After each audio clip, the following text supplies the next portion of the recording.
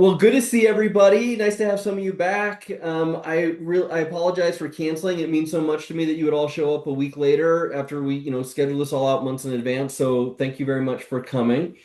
Really looking forward to jumping in. This is I'm going to butcher the pronunciation, I'm sure, but the apologoi, which is kind of the which means stories. It's when Odysseus is telling his story, right? This is for the first time we're not, we get 8 books through. So we're book 9, a third of the way through the book before Odysseus starts telling his own story, and he becomes kind of narrating in the first person. So we're going to hear his story. We're going to kind of discuss it as we always do. What jumped out to people? What do you like? What don't you like? What do you think about all this?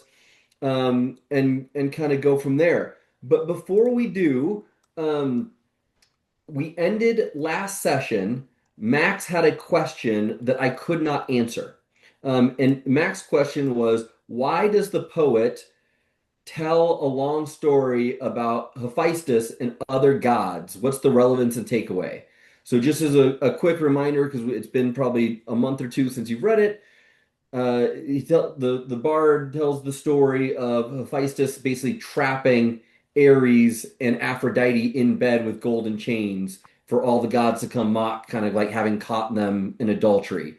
And it's kind of humorous and long, like quite a long story compared to a lot of the other things in the book. And Max had asked kind of what was the relevance and takeaway. So I did just a little bit of research and thought I'd share that with folks just off the top very quickly, which is many interpretations, but one is that like it's a little bit about it's a story about kind of being hidden and then exposed, this adultery, and we're about to Odysseus is hidden and is about to be exposed in the next book. So it's kind of foreshadowing and making the connection a little bit, and we'll see this throughout the play, especially in the next set of books that we start reading. Of over and over, there's going to be recognition stories. Like Odysseus doesn't get back and immediately reveal himself to everyone. He's going to first reveal himself to like his son, and then the swineherd, and then his family, and like not until all of the like suitors are killed does he even reveal himself to Penelope.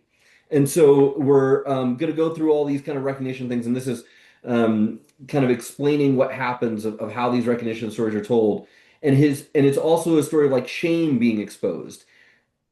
As we're going to discuss today, like some of these stories, Odysseus doesn't come off super well, perhaps in some of the decisions that he made, and it's also just like a clever way to delay recognition longer, right? To stretch out the part where Odysseus is among the Phaeacians, but he's still hidden. So just adding kind of more content, and then it's also meant to be a kind of slightly humorous interlude and commentary. And like the Phaeacians, they tell a sad story and then they tell a comic story, and like what is feasting about, and sitting around the dinner table and then just kind of like talking about all these things. Comedic story fits that. And then maybe just a last couple is like the power of wit. So Hephaestus, despite being crippled, catches the god of war, and so it's kind of foreshadowing like the wit can get you through a lot of things, which is what we're about to discover very quickly with Odysseus. And then some moralizing. Adultery's bad. Adulterers get what's coming to them. Odysseus is going to trap the would-be adulterers in his house, the people who are the suitors who are trying to take over his house, and win against them. So all of those things kind of in between and tied together as part of that. And so just want to thank Max for answering a question that sent me down a rabbit hole, getting to read about a bunch of the stuff. And that's kind of that part of the story. Any comments on that part before we jump into Odysseus telling his story? Okay. Well, then kind of we'll kick off the way we always do, which is like you just read 4 books. Like, what stood out? What did you like? What did you not like? What kind of jumped out to you about these stories that we just read?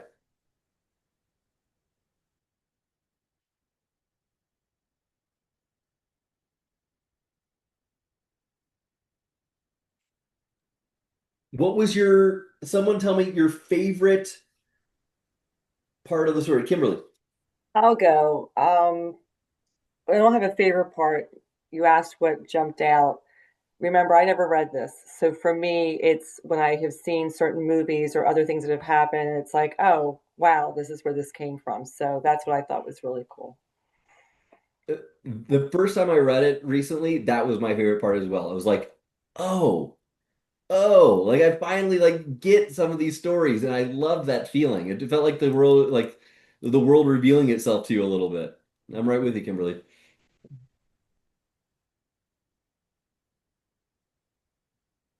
This isn't really a favorite part, but it was just over and over how um, um, violent the time was. And, women were just like, well, we went to a town and we raped and pillaged and went on. Like, and, just over and over and over. And so thought it was just the way it was. Even the gods. That's what's funny. It's like, oh, the gods were just in on it too. It's like they didn't seem to get any, bad things because they were adulterous with these other people's wives. Totally. There's a definite separation between the gods and mortals when it comes to those Mm-hmm. things. Yeah. Paul? Um, yeah, I guess in advance, I would have expected them to be a little bit more kind of plucky heroes traveling through these adventures, and instead it just seems like sheer terror for the most part. And I was struck by the repeated descriptions of his men, Odysseus and his men. They're just every book basically floods of tears, weeping, wailing, kind of rending their garments almost. It was really interesting to see that was, which makes sense of the exhaustion, the time it's taken them to get home, and they keep stumbling into these misadventures. But it wasn't kind of how I anticipated all of them as brave Greek heroes in advance of how they'd be behaving. So that was Oh, I love that. Yeah, they're very, very human.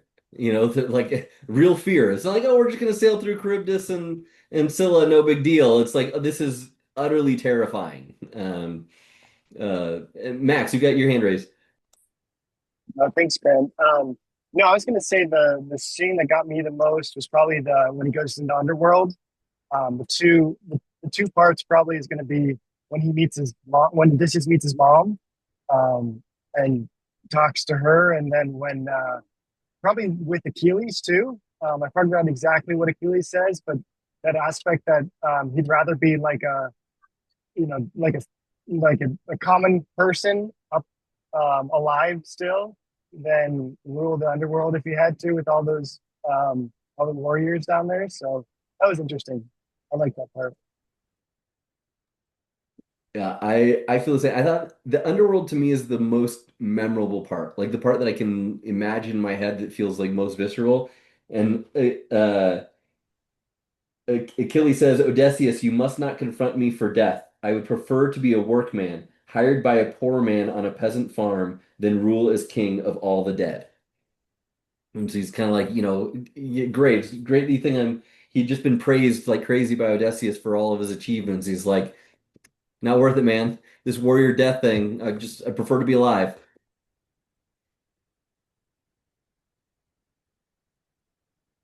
Anybody else got anything they want to share right off the top? I guess one thing I noticed is the just thematically the stories becoming more repetitive, and I don't really think that's a bad thing. I think it's helping me understand what the story is about and what like themes and patterns are important to the people telling the story and listening to it. So. Like clearly there's something going on with like giants, for example, right? Like there's repetitive plot elements about kind of pre-civilized, super powerful savages violating like basic norms and threatening like not just threatening Odysseus as like an enemy, but like they're threatening to civilization itself because they're like uncultured. So that came up a lot. Clearly, there's something about uh, forgetting your homeland, like that was repeated with numerous plot devices like the lotus flower and Circe's potion and uh, yeah, just like all kinds of magic and drugs that can just make you kind of forget your commitments and forget your destiny. And yeah, and I guess there's just some general theme being repeated about temptation that seems connected to the feminine. So, like the Sirens and Circe are, and even going back to Calypso, like kind of represent this. Uh, I guess I don't know exactly what you would say about it. Maybe a temptation to cheat on your wife or leave home and pursue other women or something, but there's some kind of association between like femininity and this alluring pleasure that could, really distract you from your commitments and like send you off course. And like resisting that temptation is kind of key to navigating a number of these trials in these books. Sue? I thought one other thing that I just noticed more in these set of books because he was telling the adventure is that there was the nature of the dawn and she and like that same old it was a she was the dawn and descriptive over and over and another one that kept saying so and so the whoever the wind god was brought this on and the water god brought this on and just it wasn't like, well, it turned out to be a sunny day. It was literally all attributed to one of the gods for all of these behaviors, just in nature. And it just seemed to be go over and over, probably because it was the over and over the adventure. But that really stood out to me. Yeah, so the more you read the book, the more you see the repetition. I can't remember the exact number, but I think it's something like a third of the book is repetition. Like Mhm. much enduring Odysseus or rosy fingered Dawn, like it repeats over and over. And Emily Wilson made Mhm. the choice to kind of like change it a little bit time to time, but you start to see like I'm reading the same words, like the same Mhm. combination of words over and Mhm. over again. So, and Mhm. I think it's a good add-on to what John said of like we're seeing a lot of the themes really rise up, more and Mhm. more, like getting repetitive and like starting to really understand what they're talking about. And then we're also seeing a lot more of the our brain is becoming attuned to the just straight repetition of the particular words. And Marcus is absolutely right. Certainly helps if you're reciting orally. It's like a set point that you can go off of. It's something that people can recognize as the start of a new story. It's a transition point, all of that. Travis, you raised your hand?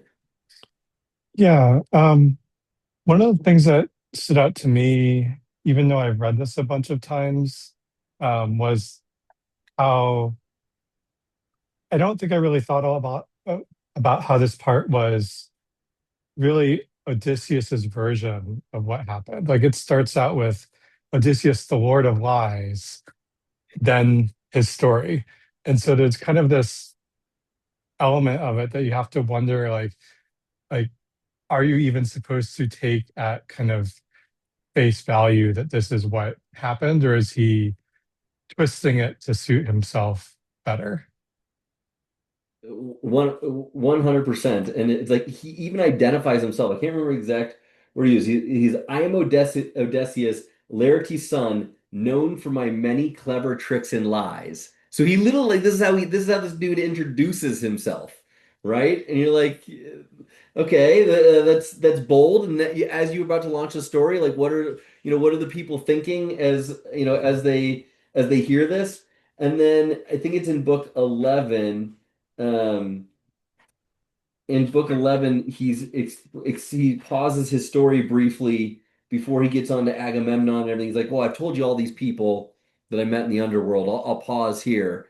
And he kind of gets spurred on to continue telling the story. And Alcinous replies, "Odysseus, the earth sustains all different kinds of people. Many are cheats and thieves who fashion lies out of thin air.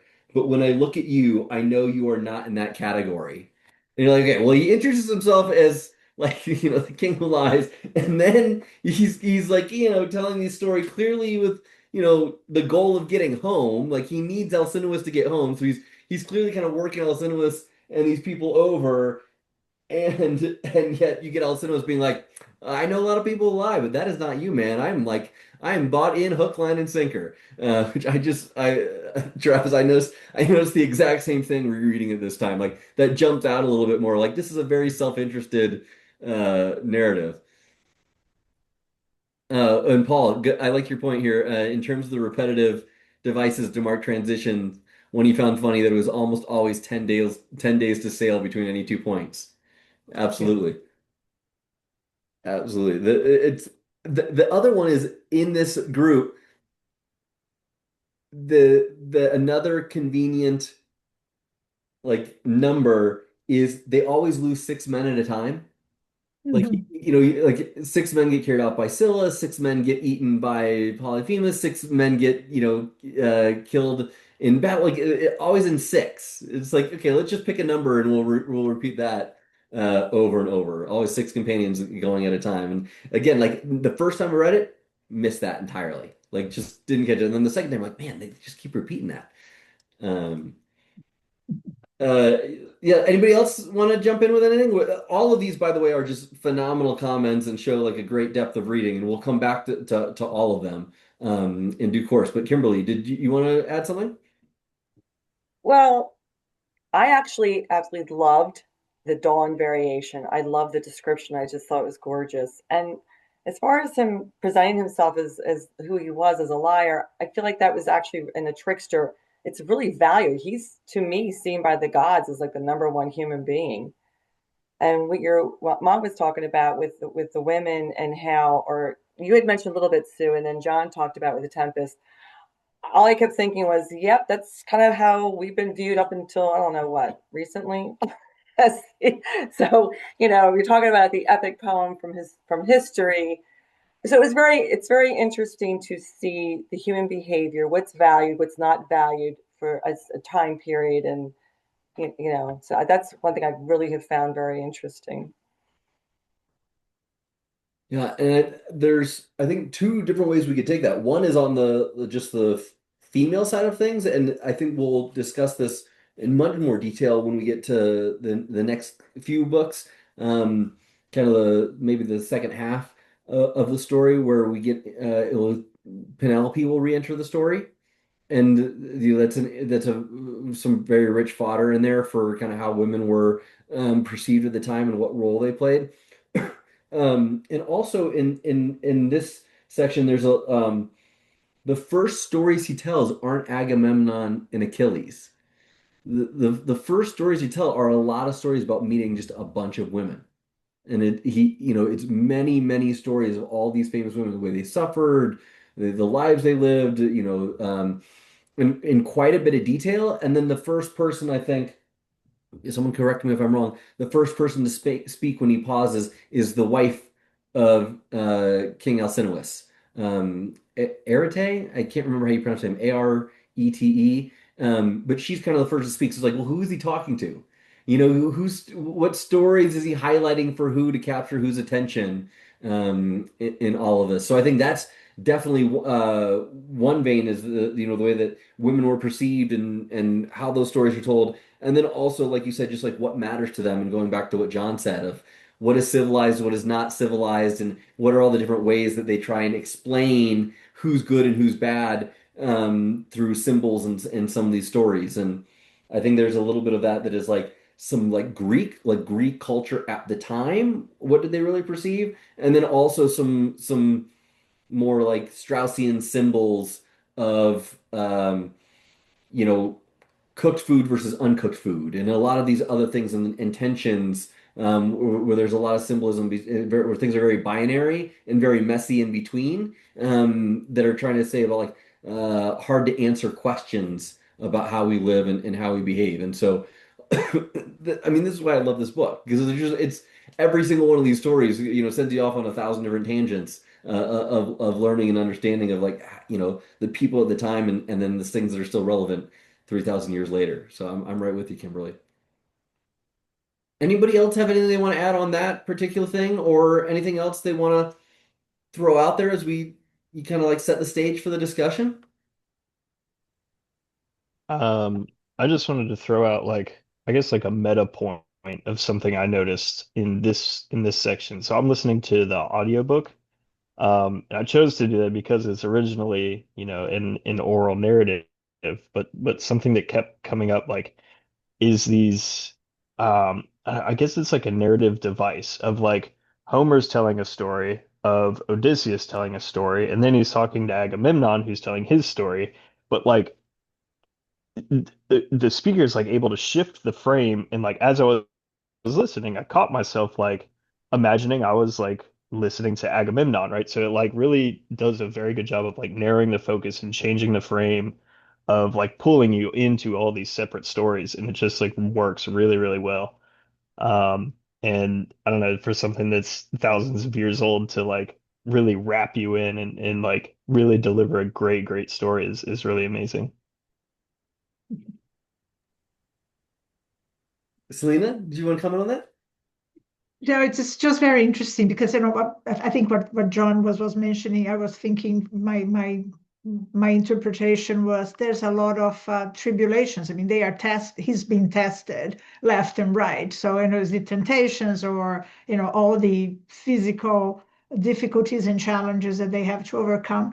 But what is also interesting is how much it's just it's just a human being. They need to eat and they need to sleep and they fall asleep and they cry a lot. I mean, the ocean is nothing but their tears. So much crying. So I think it's this kind of contrast between what is very human and what is very godlike through all the stories. The ocean is nothing but their tears. What a line. That is so good. I mean, there is. It's like there's so much crying in the book as they're tested through these tribulations. Absolutely. Marcus, going back to your point briefly, um,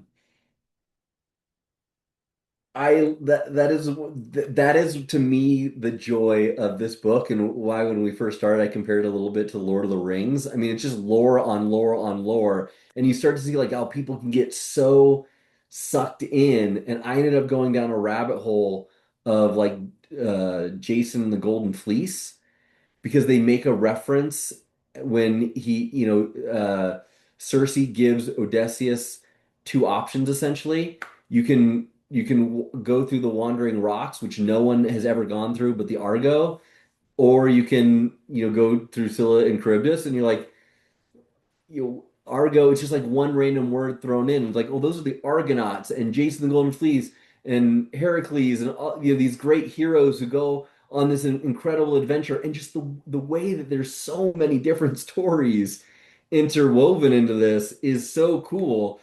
And I've mentioned it before, but I'll mention it again.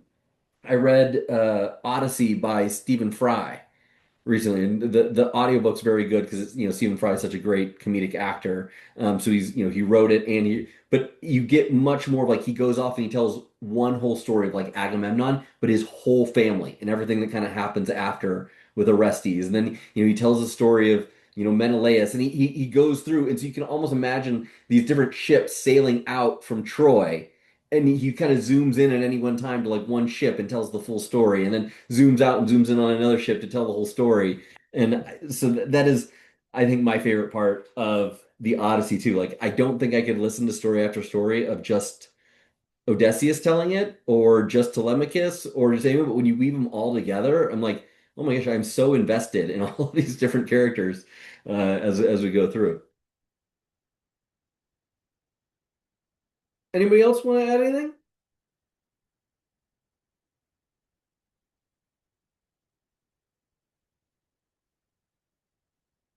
All right. Well, I mean, this is what's kind of the part of the reason we open it up like this right at the beginning is you guys have like hit on already most of the major themes of that come up in this, and so I think we'll just kind of start working our way a little bit more chronologically through this and go a little deeper. And but keep feel free to keep moving us along or anything that you're interested jump into. But I'm curious what people make after these stories.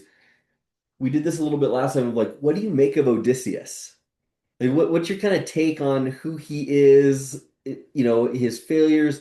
Um, I'm really curious in this group, almost like by a vote of like whose fault is what all that happens? Like, do we blame the gods and fate? Do we blame Odysseus? Do we blame his crew? Like, I'm very curious.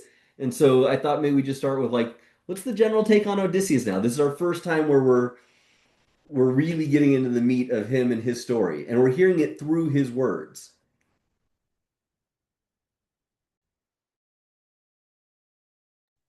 Um, yeah, I think the line that sticks out most to me that I remember was I think he's speaking to his mother, and she's like, "Oh, you're the unluckiest man who's ever lived." And yeah, so I guess if we were gonna vote, I'd vote on the side of like fate just throwing all these things at him. But like he did have to like go to at the time was like the other end of the earth to fight in the Trojan War.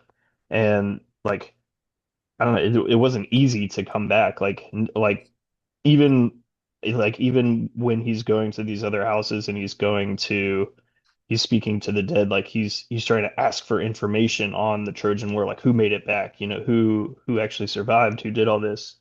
So I think it just speaks to like the toughness of the times, and him, even though he's unlucky, we remember him as this like great hero because he was able to like persevere through all of that.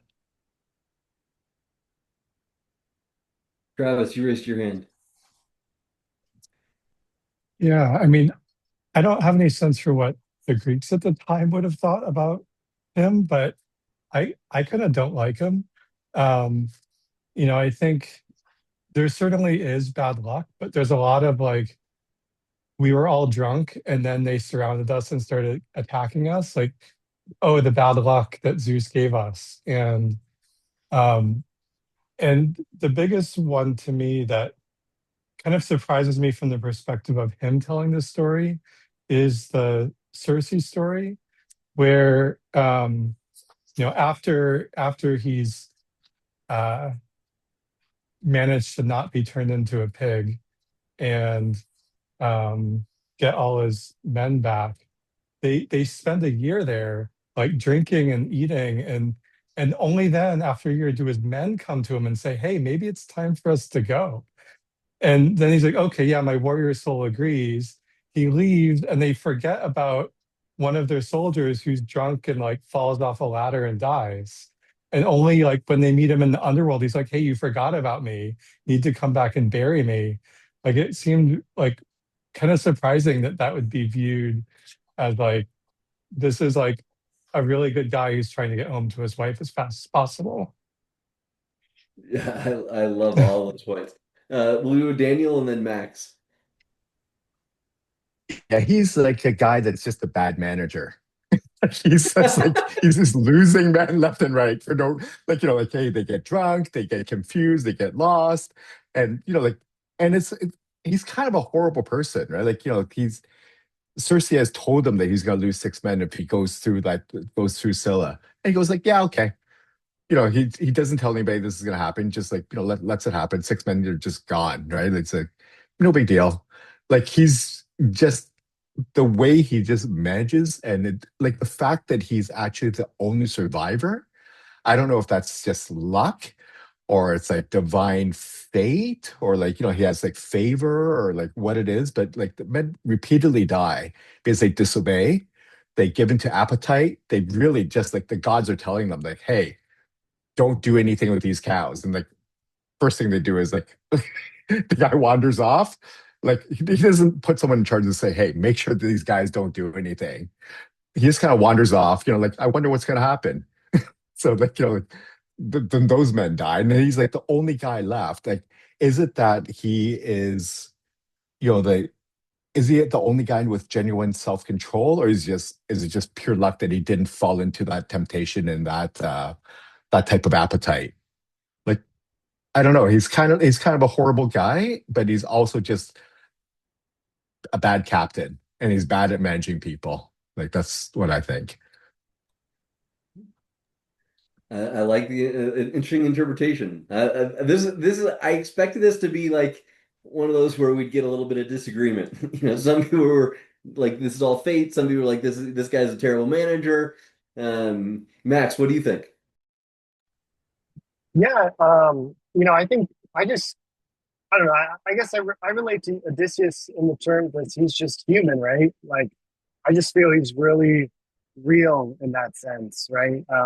He's not like a hero like in the Iliad where you have like Achilles just like destroying everyone and just being super strong and stuff and a demigod or whatever. Like, it's just Odysseus is a dude and he's just making a bunch of mistakes like we all do in life. Some are very bad.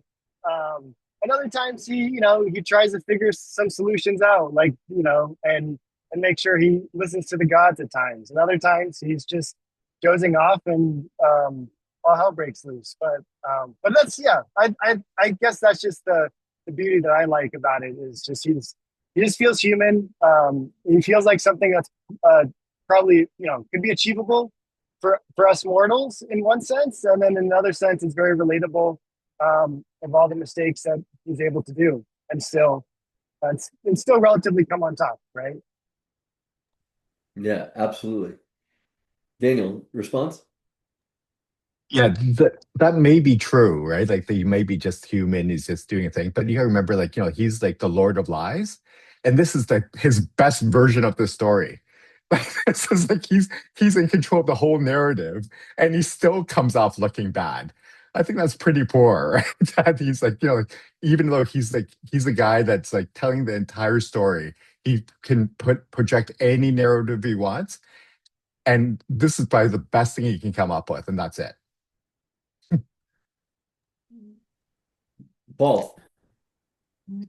Yeah, I think I mean another incident that kind of was along the lines of what Daniel's talking about is when they get to is it Lace Strigonia, uh in terms of like poor management or lack of management, where he keeps his ship outside of the harbor, but everyone else goes inside and near each other, which leads to their downfall. But I guess his cleverness kind of comes across as he's always looking out for himself pretty well, and he does. He is strategic, but he maybe lacks kind of some of the attributes of a great king or something. It's clear he wouldn't be like Agamemnon or somebody who has kind of is in control of a huge army, but maybe he always comes up with the best tactics or strategies. But it's much more of kind of like a solo actor almost. And then I also thought of his like when he taunts Polyphemus, that was just kind of totally unnecessary, leads to a bunch of problems. But I guess on the flip side of kind of with what Max was saying, besides just human, I guess I also think of him in like this is like a pre-rational, pre-philosophy, age where probably the people who were leaders were often, those who were like the most violent and impulsive and whatever, who could perform well in battle and would get people to follow them because of those attributes. So we probably shouldn't expect him and almost any that sort of like those sort of actions could just be seen as maybe almost like a desirable willfulness or spirit that's advantageous in certain situations for the type of lives they had, even though it's not quite as strategic or clever as you'd think. And if this is the most clever guy, and he keeps making some of these stupid mistakes, it's kind of revealing in a way. I love these takes on Odysseus. This is great. Stephanie, what do you want to add? I think I fall in the Odysseus hater camp, and I just think he's the least interesting character of all the characters that we've read about so far. And the other thing I'll add is that although he's supposed to be so clever, for the most part, he's always getting assistance, always. And if he weren't getting that assistance from Athena or I forget her name, but the sea goddess who told him how to capture the sea god, and on and on and on, he wouldn't be successful at all. So I don't know. I kind of feel like he fails upwards. I like it. Uh, any other opinions on Odysseus? I guess for the sake of balance, I would want to say a few things in Yeah, Odysseus's John. defense. I mean, one is I think like I don't think we're supposed to read these books as a like heroic resume for Odysseus. I don't think these are his best moments at all. And I think like I think it's very significant that he loses men in every single book. Like so his crew is dwindling down to nothing, and this is a tragic arc where he ends up alone. And then he's reflecting on how did I end up alone? And so these character flaws are part of uh I presume are like going to be even bigger um parts of his like self-reflection, and maybe we'll see some redemption arc in the future, maybe not. I genuinely don't know. I haven't read the rest of the story, but to me, I think this is a very tragic sequence. And I think going down to Hades really underscores that. And, he confronts like, okay, like this is real and there are consequences. And um, like there is a bit of like drunken madness to the actual unfolding of events, but um, yeah, I don't see Odysseus as completely callous or insensitive. Um, like I see him as like, you know, uh, yeah, like trying to survive and then slowly figuring out like what's happening to him and reckoning with his own fate. Um, and then yeah, I mean the other thing I would say is just that like um yeah, like a lot of the narrative. Like one of the weird things about older texts in general is that like they don't always underscore like the main point, like in the way that we're used to having like very heavy framing around main points. But I thought the scene with Polyphemus was distinctive in that regard, where it was very clear, at least to me, that that was like the pivot point in the story that like Odysseus could have escaped only losing these men after his encounter with the Cyclops, but it really is his decision to reveal his identity from a place of pure pride when it's completely unnecessary that like creates all of this karmic debt that he's going to have to pay down for the rest of the story. And it's just, like that's really seems to um, make the tragedy like inevitable. Um, so anyway, those are some counterpoints, I suppose. Yeah, I love it. And I think the ambiguity of this, and I'm going to turn it back to the group to add more in just a second. But I think there is a lot of ambiguity in this. And there's times when I read it and I feel him very much as like an anti-hero. And then there's times I view him very much as the hero. And to John, your point, I think very well said of like they don't really hit you over the head with the right answer necessarily. In this, I think there is some intentional ambiguity, perhaps. Um, and I think of it as like Robert Louis Stevenson's like Dr. Jekyll and Mr. Hyde. Like that story is meant to very clearly go like there's the good like part of our nature and the bad part of our nature, and they're one person, and it's like very clearly kind of separating those two out. And with Odysseus, we get those stories kind of mixed in. He's like he's so clever, but at times he's too clever by half, right? And then he's really cares about his men and he talks about them getting carried away from Scylla, and he has a line in there about that being the hardest moment of the entire journey, and the part where his heart was like most heartbroken of watching his best, strongest men get carried away by Scylla, and knowing that he had done that. It was that kind of unsaid that I read from that of like his heart was that bothered him so much, and um, so I just on that point of just it is ambiguous, a lot of these different things. But who else had an opinion? I think I saw Brendan raise his hand briefly. I was just going to respond to the comment that Stephanie made about he never does anything good without it being the help of the gods. And I think that's like kind of the mythology of all of these people. Like those things are inherently inseparable. Like all of the good stuff comes from the gods and all of the bad stuff comes from the gods. So it's really, I almost think about it like the gods are an externalized personification of their own inner decision making. And like I think you can almost kind of see that with like, you know, the guys look in the bag and all the wind blows out. And it's like that's such a like they're really kind of hitting the nail on the head with like greed, fuck these guys, you know. But they have to externalize that into a force that's anthropomorphized. And so it's Zephyr and it rushes out of the bag. And then in case you really didn't get the point, as soon as they get back to the island, the guy's like, "You are bad now. You did a bad thing, and you're on the bads with the gods, and so no more help from us."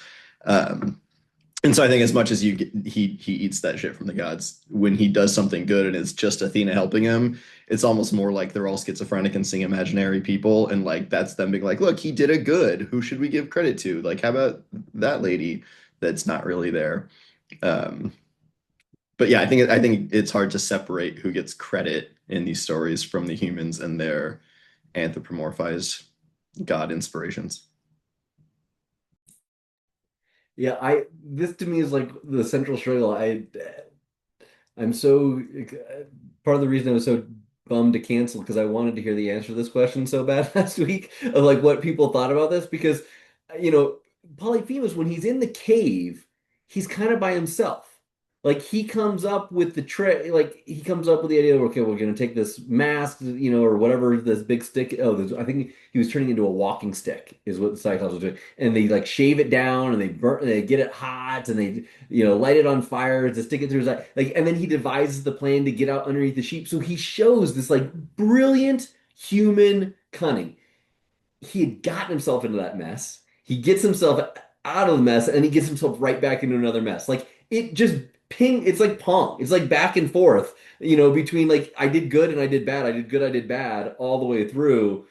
And I read it very much as like going back to what Max said is I view it as like deeply human, and I think part of the reason I don't like it, like I don't like Odysseus at time, is because it's like all the human things that I've done that I don't like about myself or I don't like about other people. It's like the things about the human condition that stink of like pride and lack of discipline and hubris and ego and temptation and all these things, and he is so unbelievably human in so many of these aspects. And yet he also is like kind of gets himself out of it. And he suffers his way through. And he at one point he says like something to the effect of like, I needed to decide right then and there, like whether I wanted to just drown myself or continue on stoically. And I decided to like keep going. And like I think about all of us who I'm sure at some point in our life can think of like some huge failure we had, that whether it's like a breakup or a job loss or company that didn't work or whatever. And I almost thought of like Odysseus as like a startup founder who's going through these things and like that you kind of solve one problem, but you leave yourself some tech debt or something else that comes back to bite you in the ass later, and but you didn't have perfect vision of what the future is going to hold, and you're just like constantly in this battle to figure things out. And so that question of like his humanity, and whose role really is this? So, but I want to do like by a show of hands because I'm so curious if you had to pick, you get three choices. Feel free to add more choices, but I think there's three choices. Um, who is most responsible for the fact that Odysseus ends up alone by the end of these books?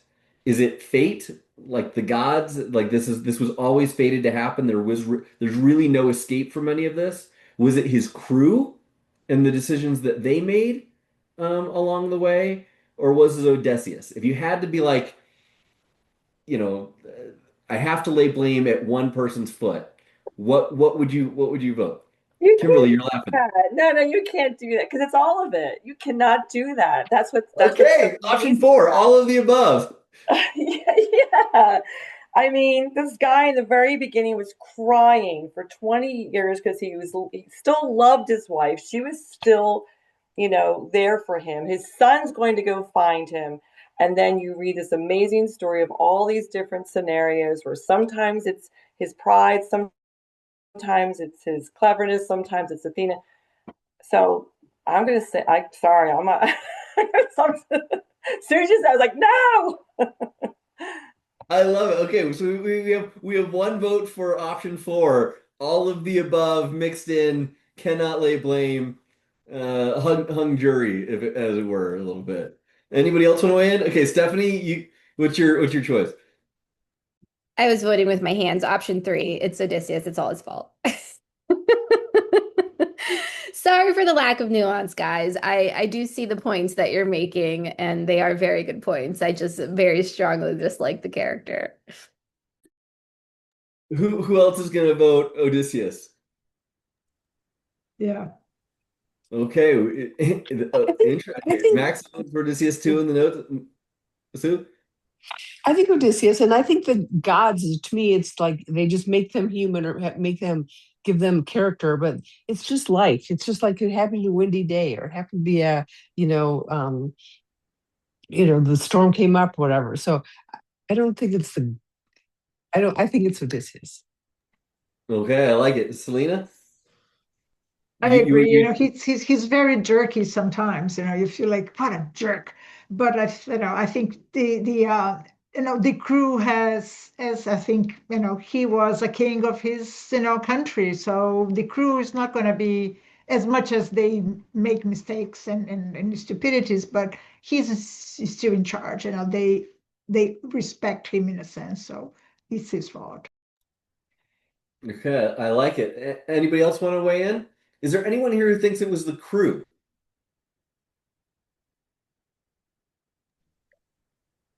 I have a weird answer. Let's hear it. Option five. I think Odysseus and his crew are the same thing. I think that every character in the play is a stand-in for humanity, and the gods are just there to weigh judgment against the various strengths and weaknesses of human beings.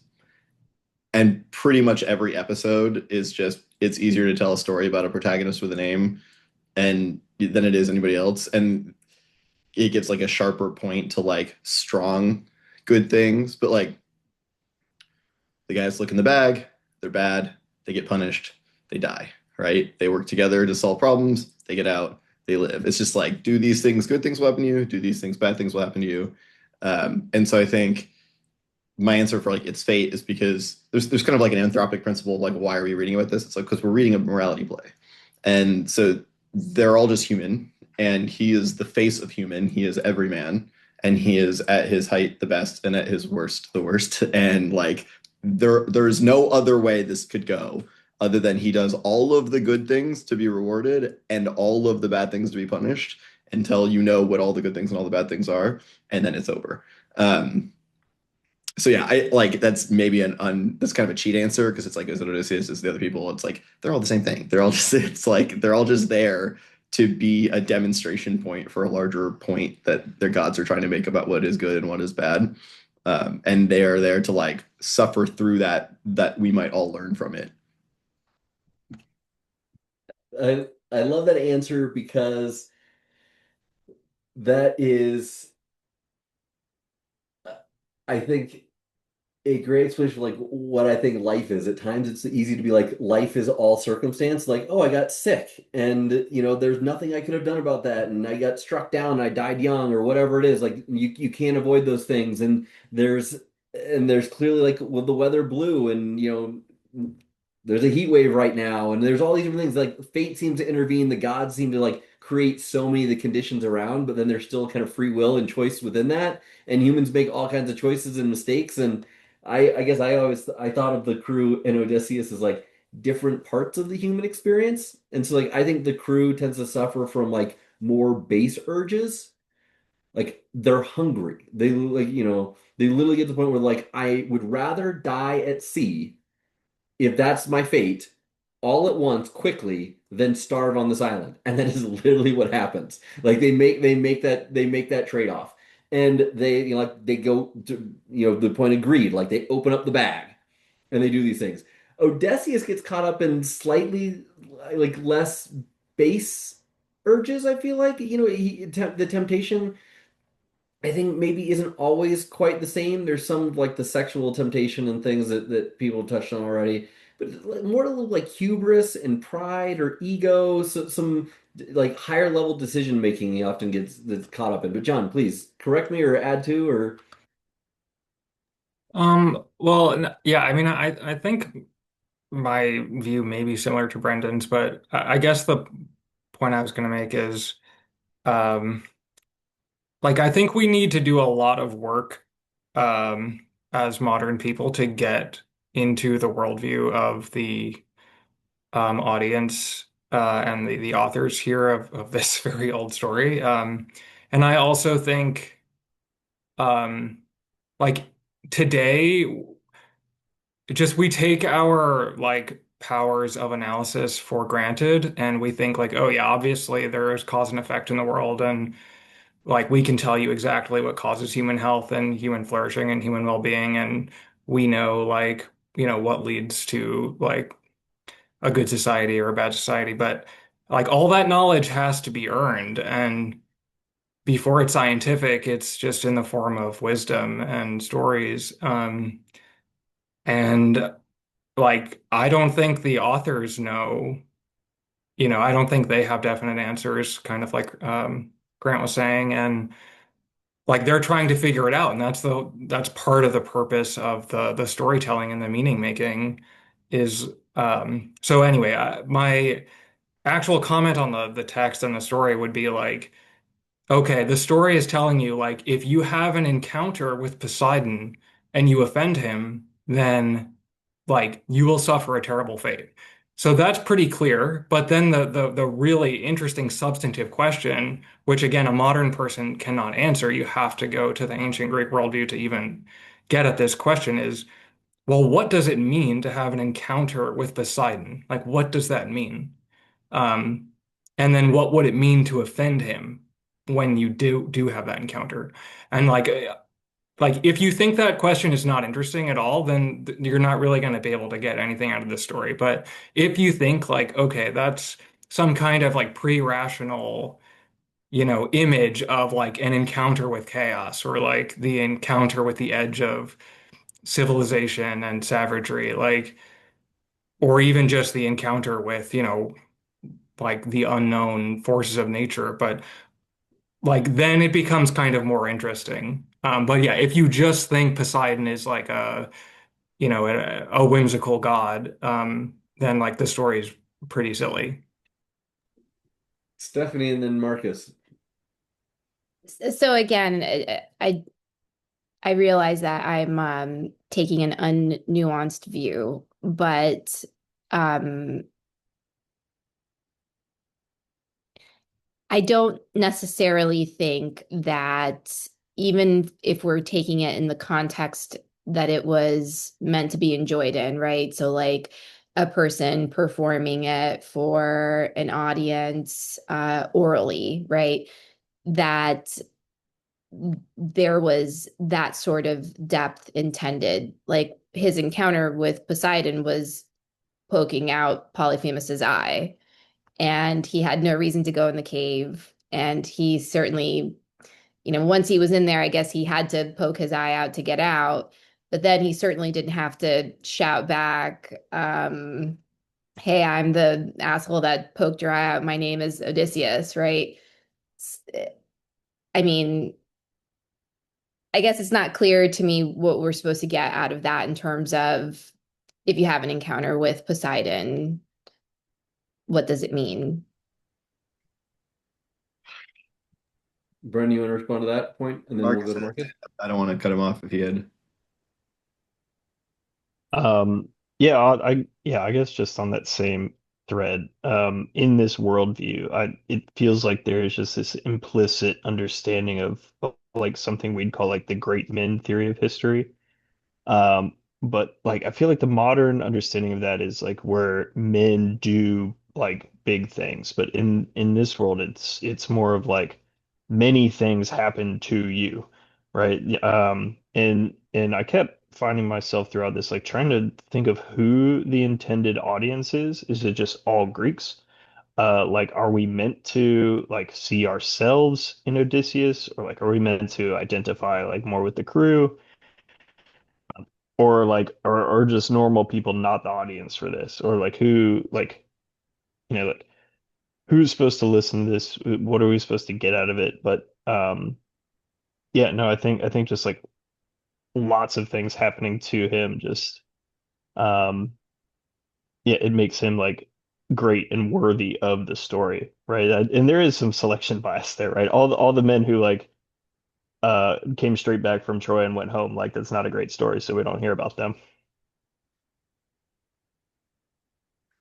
Yeah, my reading of the interaction with Poseidon is like guy goes to a place to see if they're godly, right? He's like, you can imagine him, he's like, it's a messenger from God. And he's like, I'm here to test you. And his test is, are you going to give me one of your sheep? You have many. Do you have your own laws? Like Cyclops is obviously a bad guy, right? He literally eats humans.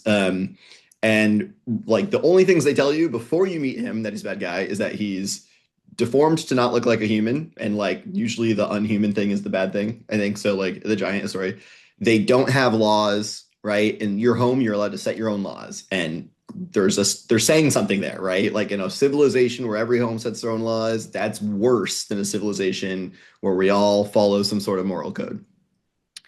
Then the other thing is like you get there and what has everybody else been rewarded for doing? Like giving this man a gift. Like that is like the central thing you got to do to the gods, right? And Odysseus has to give gifts to the gods when he kills the lambs.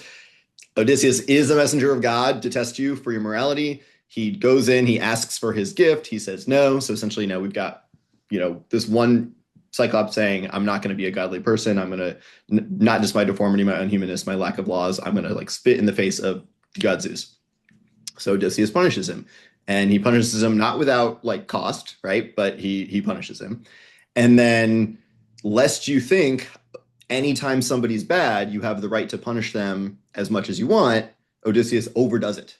And so there's like now an implied scale of goodness, right? Like you can, if somebody does the bad thing, you can do a requisite bad thing back through the lens of God because he offended God. But then Odysseus says, I'm going to take off God's hat. It's no longer about you offending God. You offended me, a person, Odysseus, and I'm prideful and shitty. And so now I'm going to act from that place. And then the gods go, fuck you, man. You were here to be a test for what gods care about. And instead you made it about you. And guess what? Now we're going to make it about you. And so now that's a punishment on him. And so like every step of the way is just like here is the textbook on how to do God good. And if you don't do God good, you're gonna get punished one way or the other.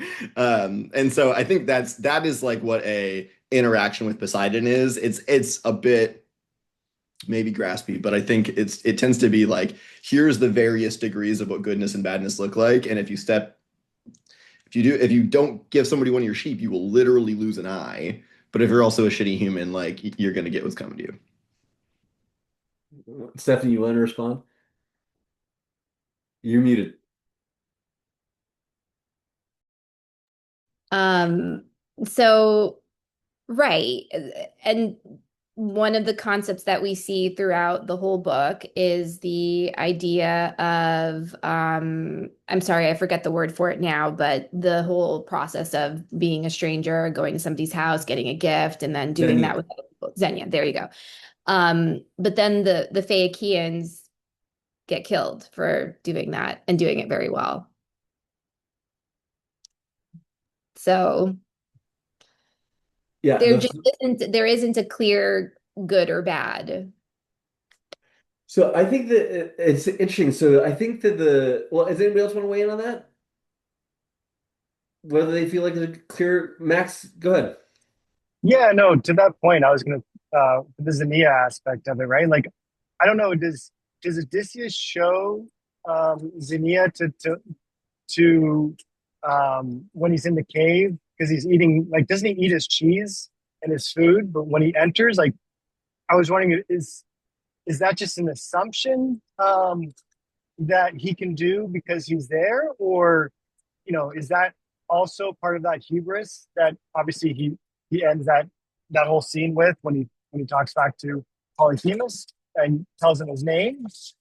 So those kind of aspects like are interesting. Obviously, Polyphemus doesn't show the greatest Xenia for eating his guys, but on the flip side, so that kind of aspect of just like trying to learn from the cultural side, maybe there's there's an aspect of that for what these books are trying to tell the readers, or the listeners, I guess, of kind of how to behave in these situations and what can happen, and whether the gods are real or not. The aspect of just using the gods as what the punishment could be, if you don't follow those customs. But I did find that whole scene was really interesting, especially the savagery of Polyphemus, compared to what Odysseus and Odysseus' men should be in terms of a civilized Greek, kind of individuals, but how they behave, didn't always show like they're the most civilized. But yeah. Yeah, so the Xenia thing I think is right on. I think there's part of the thing that makes this fun and challenging is that there's multiple things happening at once. So John mentioned it at the very beginning, and then Brennan reiterated like the role of giants and the like repetition a little bit of what's good and bad. The Polyphemus and the Cyclops people they don't have agriculture, they don't sail, they don't really have like societal laws. They make it like the household level. They eat people raw, so they're kind of like cannibalistic. Like everything is trying to tell you that these are a kind of barbaric, uncivilized group of people, and it's very, very clearly meant to be like a contrast to like what good civilized society is. And so I think that and that gets repeated many, many times. They also show, I think, Polyphemus shows poor Xenia, and like it to Brennan's point, like the gods punish him in large part, or like they've sent this to be like, let me show you a specific example of how you're supposed to treat people along the way. But the human parts are they to Max's point is like I think they make mistakes. They don't always get it right. And you get the suitors certainly don't practice it well. There's different forms of Xenia. The Phaeacians, I think, are one of the most interesting ones. To Stephanie's point, they get punished. They will get punished in the future. There's been a foreshadowing of kind of like what happens someday, and Poseidon's going to punish them. But they're not really a real society. Like in this whole thing, they're kind of set apart as like a sort of like liminal or mythic society where they are a society, but they're completely devoid of conflict, and they have magic boats, and they just feast all the time and play games and do these things. There's no real conflict, and the consequence that comes to them is kind of like just like helping turn the page to the next story of like, and then this thing happened and they go away, and that's why we never hear from them again. And we're like back over here to the core story. So there's lots of pieces like interweaving here. And I don't think there is one right answer to any of this. But I definitely think that there is a level of the to John's point of there's ways that we think about it now. There's ways that we think about how humans were interacting with the world. What would an interaction with Poseidon like? How would you navigate that? What are the laws and customs that we're all going through? And you kind of have to be able to put those hats on and off throughout to I think get the full depth of the poem, which is what's fun here because everyone has such a different perspective to add and share. So we're getting down to like the last 20 minutes here. We're kind of like in the first book, we haven't gone as deep into the underworld or some of these other stories. So I want to open it back up. If anyone has any comments on the things we were just talking about, certainly welcome to jump in with those. But also, if there's a place that people want to go and say, if people need to start dropping, that's fine. But maybe we have another 10 or 15 minutes before we wrap it up. Anything else you guys want to be sure we cover?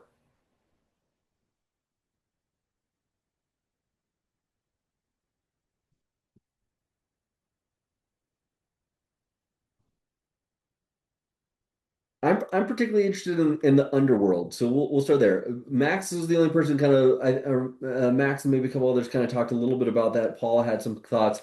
Anything else on like what you made out of that scene?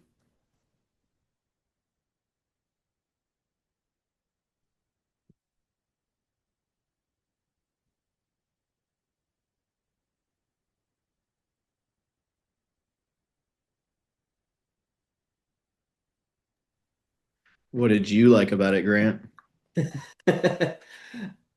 I think the imagery is super interesting in all of it. And it maybe back to the John's point about like the world at the time, how they were explaining the world and what they were trying to answer. I thought the repeated reference to ocean were super interesting. And they literally kind of viewed the ocean as the end of the world. This river, this place that all waters flowed out of that were the end of the world. You literally have to like sail beyond our world to this other world um, to get to Hades. Uh, and they're like cosmology. It's like they're actually describing to you how they view the world. Like they're giving you the borders and the boundaries of the world as they understand it in a very well. And that to me was the most visceral way through the story thus far that we've encountered that I took like, oh, this is literally them trying to make sense of the world they live in and how far these things really are away and how far Odysseus really has to go from home before he's about to make it back. It's like, and Circe makes a comment about like, wow, you guys went all the way to, like they get back. He's like, damn, you guys went all the way to the world. You guys like died. You're gonna die twice. Like most people only die once. You guys died twice. And she's like, kind of like, that's crazy. And I just thought like that point of like it's literally like they're describing being that far from home literally as like a form of death to go that far. And then he runs into his mom, and his mom literally dies of a broken heart. And now as a parent, I'm like, yeah, I could kind of see that.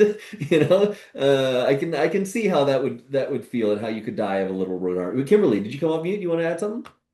I just saw it as the most vulnerable part. I just saw it as the most vulnerable part, having the conversation, taking, I saw it as courageous. I see a lot of these, I see each of these things as like they're trying their best, however it works out. But I just saw that as such vulnerability, taking the courage to go there, like you said, and then talking with your parent that has passed, wanting to know how your friends, like they were, to be vulnerable, to be willing to hear the answer. I just thought it's like the most vulnerable part yet that I read. I love that. And you mentioned one piece that I also, Marcus, please, Yeah, yeah. Sorry, I wanted to jump in on that please. too. Was like, um, I think what stood out to me in these was like how much they are getting news from the people of the dead, right? Where he's asking his mom, what happened to you? What happened to my dad? What's going on with Penelope? He talks to Achilles, what happened after the war? He talks to Agamemnon, what happened? What happened? What happened?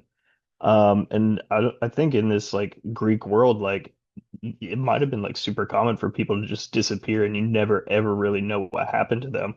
So this search for like truth and certainty, and trying to find that through the dead, I found that was like really powerful. I totally agree. And the part that I jumped out to me was that Agamemnon and Achilles in particular really ask like what happened to their sons. And Agamemnon is like distraught and they have this like stanza that's just like Agamemnon and Odysseus weeping over the inability to share any news of like what became of his son, and they're just utterly distraught. And then Achilles comes along, and he like prances away, like in my mind, like a deer. He's like overjoyed to hear that his son was a great warrior and like survived and did good, and like thinking about like, oh man, so if you're the dead in that scenario, you've passed on. What is all that you really care about? Like what do you want to know? You want to know that the loved ones that you left behind were okay and cared for. It's not even like their own well-being in some ways. That is that like that, Achilles wants to be alive. Agamemnon hates his wife and is mad at all women now. But like it really is like what happened to my boys? Like did they turn out okay? Did they do okay without me here? And so to Kimberly's point about vulnerability, like I came away like more moved by this section of the book than a lot of the other sections where magical things are happening or whatever. Like it's clearly kind of magical. They're in the underworld. He can't hug these people properly, all that. But it's something that just, I don't know, the imagery and the visuals of it all and the kind of the hauntingness of this book, I think is a very different tonally than the rest of the book. And for what it's worth, if you're having fun with this, I know Stephanie, you said it one of the first ones, like you can't wait to go read Sophocles or whatever it is. The the only like the part that I remember the most from reading the Aeneid about 15 years ago is when Aeneas goes to the underworld in a very similar scene. And it's the same thing. It's like Virgil's version of this story. And it's the same thing. It's like that descent into the underworld being like so haunting and just sticks with you. So if anyone wants to go read that part to, compare and contrast, it's definitely worth doing.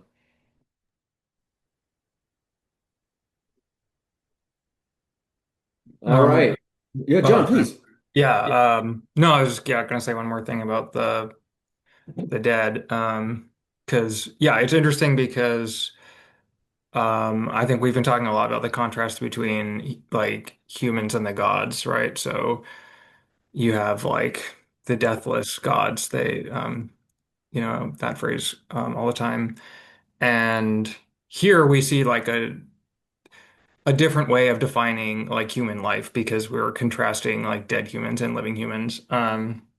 And um Yeah, again, I think it's just noteworthy that like the text comes across as very like life affirming and life like uh yeah, like there's just a lot of appreciation for life that's expressed here.